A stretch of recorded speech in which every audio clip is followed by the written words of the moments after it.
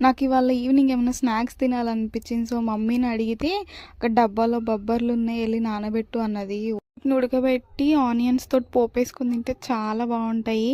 ఇక్కడ ట్విస్ట్ ఏంటంటే నానబెడదామని తీసేసరికి అన్నీ పురుగులే పట్టినాయి. ఒకటి రెండో ఉంటే తీసేద్దాం అనుకున్నా కానీ మొత్తం పురుగులే పట్టినాయి. ఇంకా మ్యాన్ వర్సెస్ వైల్డ్లో బేర్ గ్రిల్స్ అంకుల్ లాగా మనకి ఎక్స్ట్రా ప్రోటీన్ ఏం అవసరం లేదని సైలెంట్గా తీసుకొని బర్రెకి వేసేసిన. మా బర్రెకి ఎక్స్ట్రా ప్రోటీన్ కావాలంట.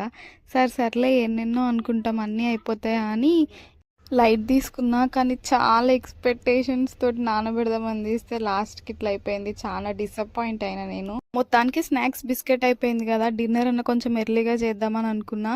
మా మమ్మీ చూసిరా టమాటా కర్రీలో ఎంత ఆయిల్ వేసిందో. మా డాడీ అంబానీ అనుకుందా, వాళ్ళ డాడీ అంబానీ అనుకుందా, మరి ఆయిల్ రేట్స్ అంతగానం ఉన్నాయి. ఇవాళ మన స్టార్ ఇంగ్రీడియంట్ వచ్చి పచ్చి పులుసు విత్ వడియాలు. సూపర్ కాంబినేషన్ సమ్మర్లో. మా అమ్మ అయితే చాలా టైప్స్ ఆఫ్ వడియాలు పెడుతుంది. ఇవేమో రవ్వ వడియాలు, ఇంకా కొన్ని ఏమో రైస్ ఫ్లోర్ తోటి చేసిన వడియాలు, ఇంకా కొన్ని టైప్స్ కూడా చేస్తుంది. ఆ పచ్చి పులుసుని అట్లా తీసుకొని ఎక్కువ ఆనియన్స్ వేసుకొని తింటుంటే సూపర్ ఉంది టేస్ట్.